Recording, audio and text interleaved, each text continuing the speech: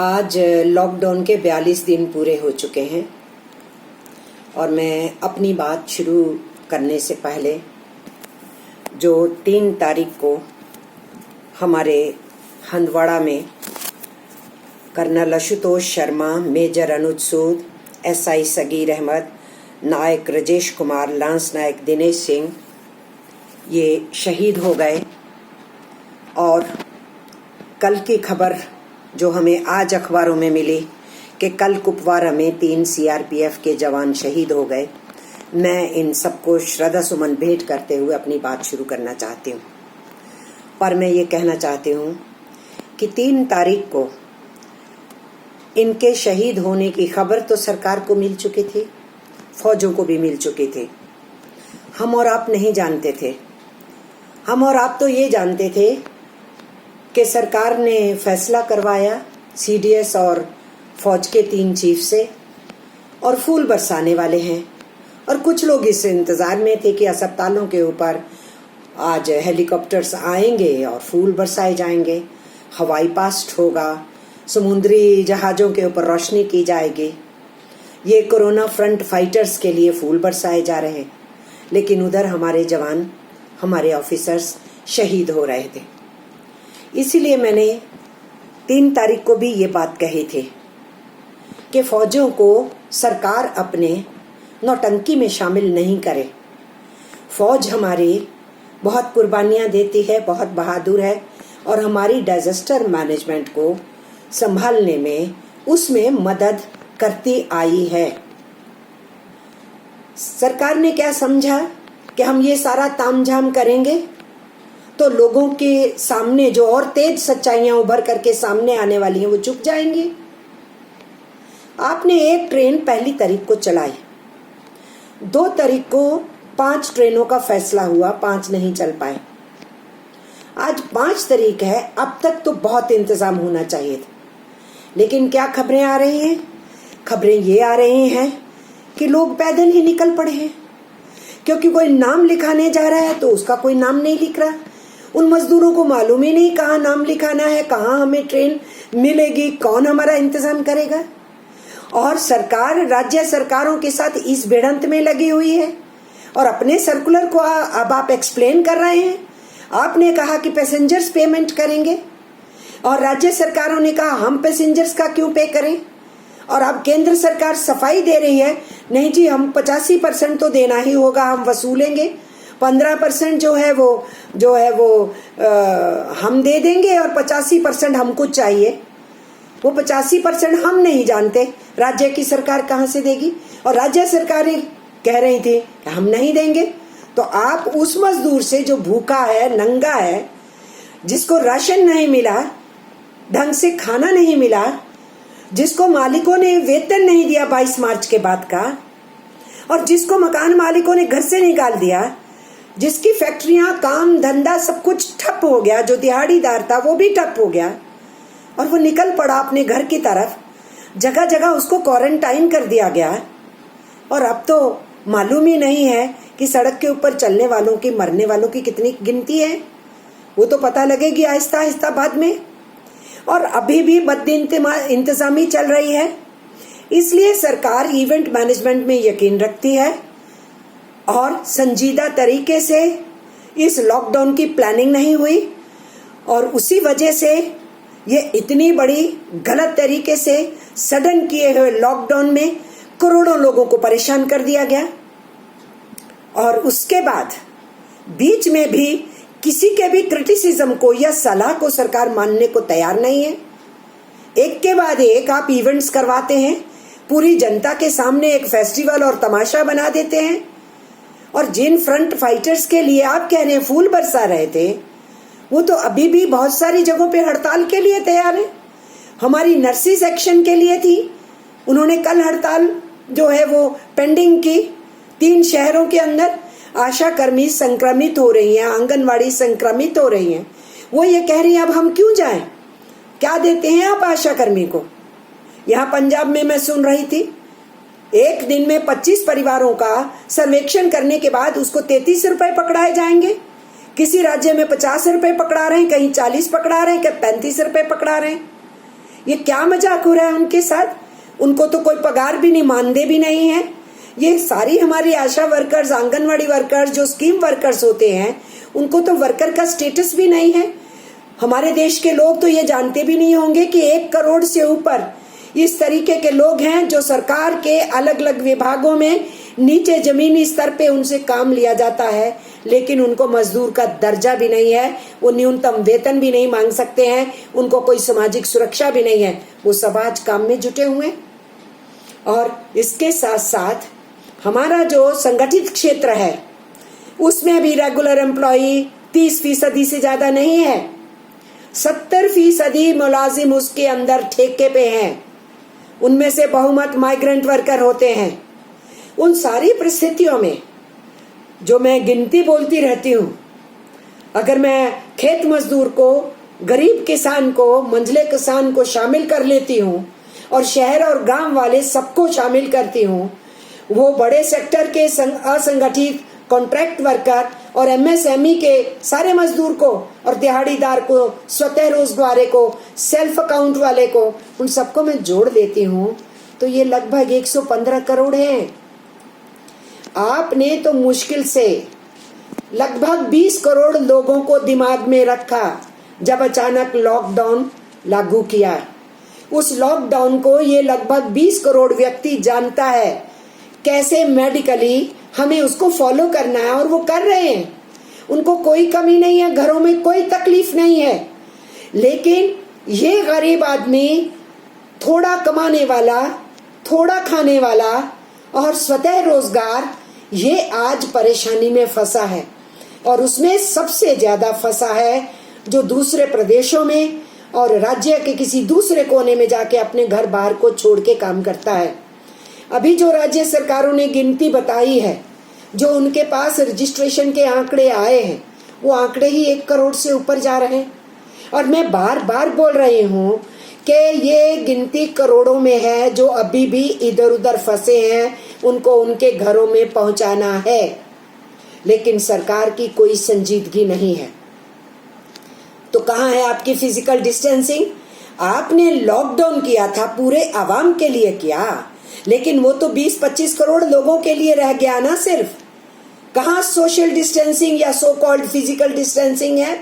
जहाँ क्वारंटाइन में रखा वहां नहीं है, जहाँ वो लाइनों में खाने के लिए भागते हैं लेने के लिए वहां नहीं है, जहाँ कैश ट्रांसफर की बात आती है बैंक में जाते हैं वहां नहीं है। आप खाना देते हैं और वहां पर भी लोगों को भाग भाग करके छीना झपटी करनी पड़ती है। और अब जब ये पता लगा कि वो घरों में जा सकते हैं तो कोई भी उनको जानकारियां नहीं है। कोई खबर देता है कि किसी उस जगह के ऊपर नाम लिखने हैं तो वो भाग निकलते हैं उन जगहों के ऊपर। और अब तो ये सीन भी सामने आ गए कि जिन बिल्डिंगों में रखा है उसके पिछवाड़े से कूद के भाग रहे हैं, कहीं सामने का गेट खोल के भाग रहे हैं, और फिर आप उनको पकड़ रहे हैं, लाठियां चला रहे। अपराधी हैं हमारे मजदूर, ये सब अपराधी हो गए, क्रिमिनल्स की तरह उनके साथ ट्रीटमेंट हो रहा है। कुछ लोगों को 14 दिन हो चुके हैं क्वारंटाइन में, आप कोई इंतजाम नहीं कर रहे उनके घर जाने का। कुछ के 21 दिन हो चुके हैं, कुछ जगहों पे 30-30 दिन से मजदूर बंद हैं। ये सब क्या इस देश के अंदर तमाशा चल रहा है? और इसीलिए मिस्टर नरेंद्र मोदी, आपकी सरकार अभी भी सीरियस नहीं हुई। आप अभी भी नीचे की जो सच्चाइयां हैं उससे आंख मूंद लेना चाहते हो। आप क्या समझते हो कि बिल्ली भाग जाएगी, कबूतर ये सोचेगा वो भाग गई, वो आंखें बंद कर ले और कोई कष्ट नहीं है, संकट नहीं है? इसलिए हम ये कह रहे हैं, जिस गरीब का कोई दोष नहीं है, वो कहीं दूसरे देश से कोरोना नहीं लेके आया, आज वही सबसे ज्यादा कोरोना का संक्रमित हो जाएगा। और जिन लोगों के जो सेफ्टी इक्विपमेंट्स थे वो सेफ करने की बजाय आप एक्सपोर्ट करते रहे, आज वो जो फ्रंट फाइटर्स हैं जिनके लिए आप फूल बरसवाते हैं, वही लोग सबसे ज्यादा संक्रमित हो रहे हैं। पहले तो केवल डॉक्टर थे, अब पैरामेडिकल भी हो गए, नर्सिस भी हो गई, अब फील्ड के अंदर काम करने वाली आशा और आंगनवाड़ी भी संक्रमित हो रही, जिनसे आप फील्ड वर्क ले रहे हो घर घर में जाने का, और वो शिकायत कर रही हैं हमारे को मास्क नहीं है, हमारे को ग्लव्स नहीं है। और बहुत सारी जगहों पे हड़ताल का फैसला लिया उन्होंने, कुछ ने कल उस हड़ताल को आश्वासन के बाद वापस लिया, और आप लोग तो जो विरोध करता है उस पर एक्शन शुरू करते हैं। आपने तो एक डॉक्टर की नौकरी खा ली थी, और इसलिए इस तरीके से ये सब कुछ जो चल रहा है, अभी भी हम ये कह रहे हैं कि केसेस तो और बढ़ रहे हैं। आपने जिस ढंग से लॉकडाउन लागू किया, अगर वैसे नहीं किया होता, प्रॉपर प्लानिंग होती, तो शायद कंटेनमेंट हो पाते, शायद ये कम्युनिटी ट्रांसमिशन नहीं होता। ये बात तो डॉक्टर्स ही बता सकते हैं। तो भी जो हालात हम सड़कों के ऊपर देख रहे हैं और क्वारंटाइन सेंटर्स में देख रहे हैं, और जिस तरीके से उनको अपराधियों की तरह पकड़ पकड़ करके उनके साथ व्यवहार किया जा रहा है, उस सबसे लग रहा है कि ये संक्रमण इन बेचारों में भी फैलेगा।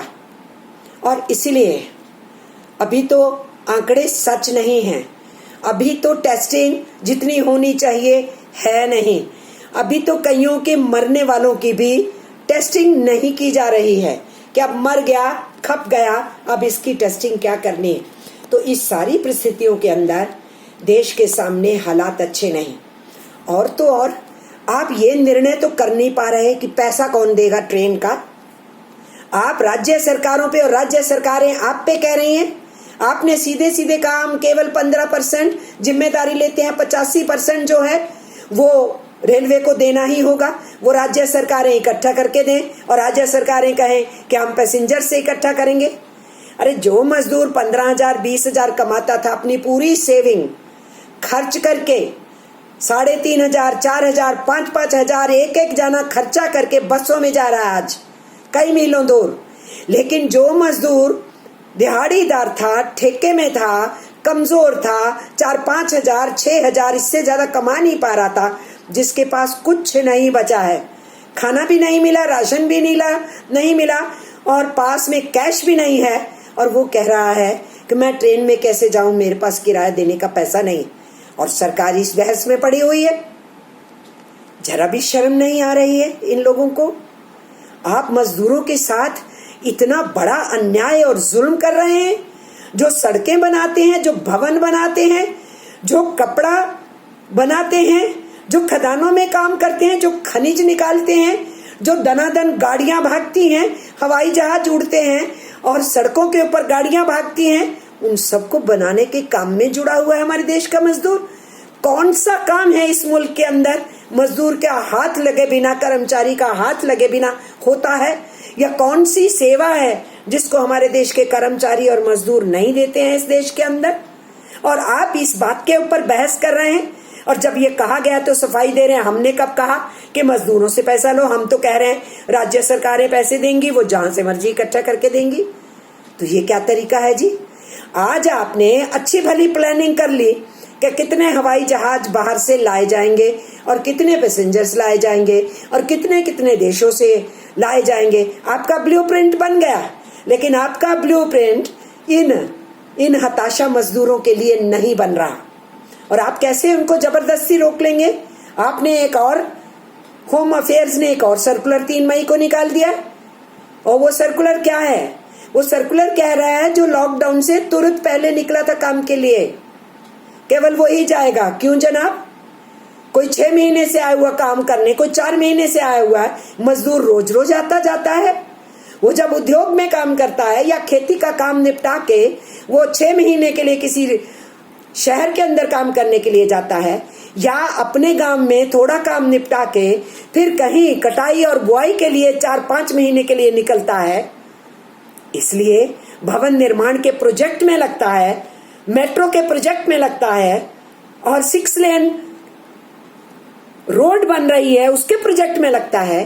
तो 6 महीने का प्रोजेक्ट, 8 महीने का प्रोजेक्ट, 1 साल का प्रोजेक्ट। तो आप कह रहे हैं कि जो लॉकडाउन से तुरंत पहले फंसा था, ये क्या तमाशा है?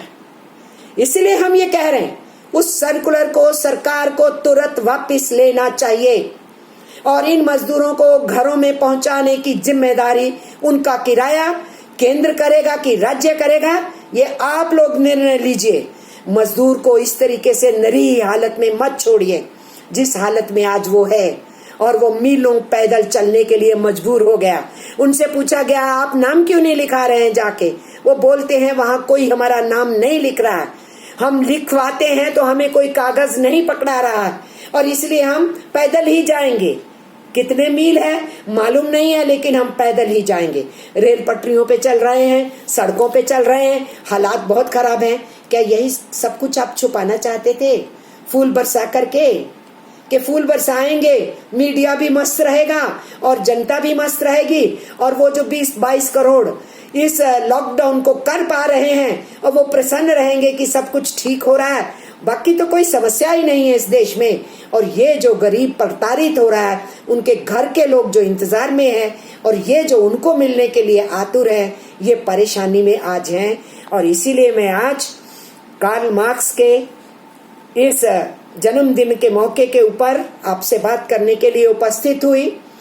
ये उस महान शख्सियत का जन्मदिन है जिनको 20वीं सदी का सबसे प्रसिद्ध मानवीय व्यक्ति के रूप में सम्मान मिला पूरी दुनिया से, जिन्होंने मजदूरों के, श्रमिकों के ऊपर होने वाले शोषण के बारे में दुनिया को, सबको संज्ञान दिया, बताया, और जिन्होंने ये कहा कि केवल दुखों का बयान नहीं करो, बाहर निकलो, संगठित होवो और अपनी दुखों की जंजीरों को तोड़ डालो।